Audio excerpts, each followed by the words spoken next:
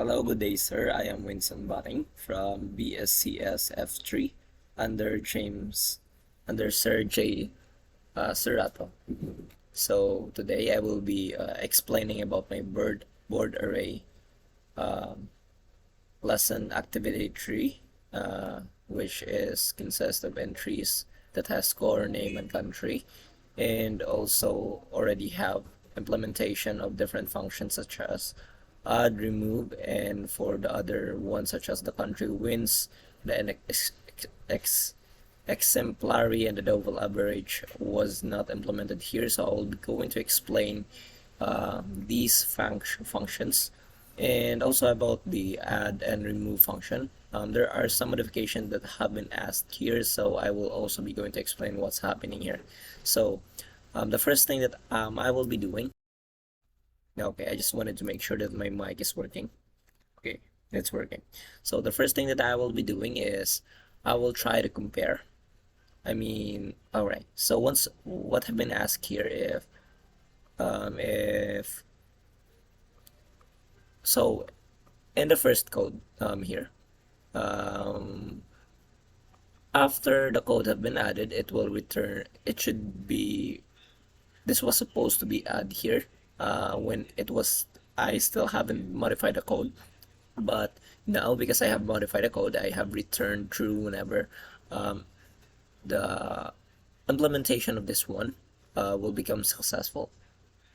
So whenever the code becomes successful and uh, it has successfully added the entry, which is basically came from here entry if any of this is true, and if it will come past by here in the if existing compare is true, which is greater than, if the compare is greater than the existing, if this will become true, it will return true. That means that we have successfully added the the entry structure, which is this one.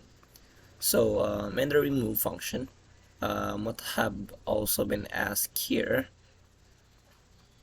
Alright, I guess I have explained the wrong thing, but it's just basically what I have also, the things that I have also changed here was the size. I have implemented the size in the constructor because whenever we call this this constructor here, we will be implementing this one in our entry, and therefore we should also change the size, which is implemented in our board array, which is here, so that it will be global. And whenever we make a new board array, for example here in our function, we make a new board array and it will be initialized, and it will be part of the initial implementation of the constructor. This will be implemented. This would be created, the size 5, and therefore the size 5 will create a malloc, and whenever we add a function, the limit size will be 5, which is implemented here. So moving on to the next function, which is the remove function. This function has whenever it became true that you have removed something in the array, if you have successfully removed the entry of this specific person, it will return true. So just a basic part of it. In the previous code, it was supposed to be break here, which is like this one, but I have modified that one and changed it into return true, so that if the existing compare will become true, it will replace all the first elements.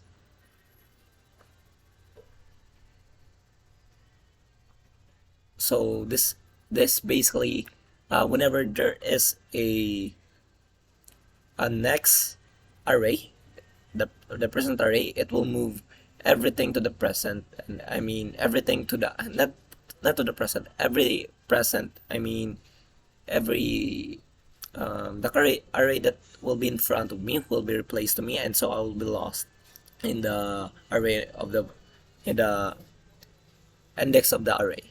And whenever that happens, I also reduce my index, and so which means that true that I have been successfully removed because of this implementation here that we have made. I mean, we are not the one who made it, but it was already implemented. So because of the implementation here that have is already defined here, whenever uh, whenever this became true, or the previous, I mean, the current array has been replaced with, I mean, parang parang tinabunan siya doon sa array. So what will happen is that it will return true, and if none of this happened, of course it will return false. So that's the basic idea of the remove function, which will remove um, the string which will remove the entry of the specific string, which is the character person. So which means here the character person is uh, the character person was the name. Yes, the name of the entry, which is basically yes, this one. The person is or the name. So entry was like a person. So in this one, we'll proceed to the next one, which is basically the bound country. So here in the bound country, what we did here was to basically, so let me first explain the code here. I mean the what should be the implementation of. So in the bound country, we will remove all the entries that has equal string to the given nation. So knowing that the nation is consists of the string here, I will be explaining this later, but since our country or the nation, since our country consists of string, as what have shown here in the structure, we are converting that one to structure, to character, into character, so that we could compare it through using the string library, and use the compare string, which will basically um, return 0 if it was true. So here we just loop in our array, and whenever we have successfully scanned that um, the country is equal to the current nation, it will return plus plus. I mean, this was not the right one here. So whenever the country has become successfully uh, is equal to the nation that have been given in an error function, it will basically remove the existing, which as what I have explained in our remove. If you have if you have a name, if you have a name, we will remove that one. So what we have basically did here was we pass the name of the existing that we want to remove because it is equal to our nation. So since we have created this existing pointer to our array, we have removed the existing name here, which is the suit of our existing. So since we're using our remove country, I mean our remove function, as what we have shown here, we are just basically implementing whatever entry that has an equal number, I mean equal name of this entry. We will, I mean whatever entry that have an equal name in the parameter of the function that we made here, it will be removed. So that's basically the idea. Then equal I minus minus, because we will need to revert back to the previous array so that we will be able to check the next one. Because if we will proceed to the next one, we would skip the other one, and if we would be skipping the other one, we cannot place we cannot remove the next element. So if that would be true, we will return true, because as what we have mentioned here, this is a data type of bool, which means whenever it has become successful, return true if at least one of the country has been removed. So at least one. So whenever this process have been true, we we will be setting the me, which is a bool function, into true. So since this was initialized first into false, whenever we won't be able to proceed here because none of them is equal to the country, and we have not removed any of them, which means this will just basically skip and the me would be implemented, which is basically false. But if this will be true, the me would be true and it will return me, which is the basically bool. It will return true or false um, depending on the test cases here. So let's move aside to the nth country wins. So this is a very basic explanation, basic function here. This function we'll just need to return how many country wins, and also at the same time, I mean, yes, we will just need to return how many country wins um, by a parameter of nation. So we're just basically looping all of our entry here, and after and by the way, and during those loops we are setting our entry. Actually, this is not very needed because we can just basically assign array.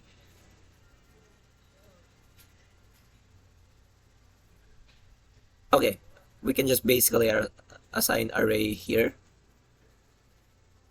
array is, and then we will be accessing this one. But I will just be setting this one for readability.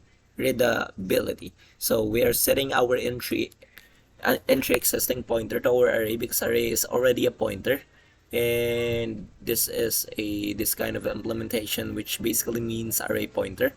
So since we are setting that one, this existing is already set into our array.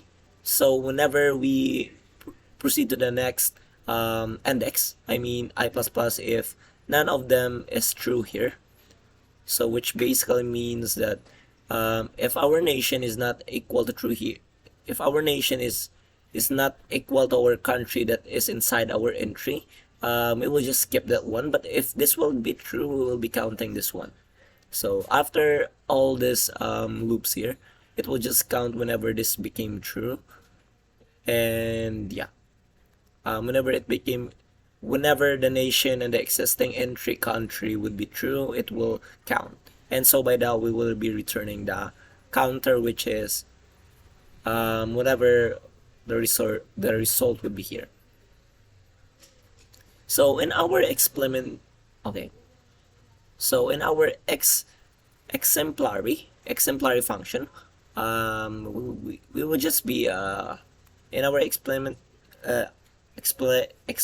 exemplary function, it will return how many entries in our scoreboard are greater than or equal to the given score. So that basically means if we will be passing a parameter to our function, that would be a integer, and if that number is higher or equal to the score, it will count.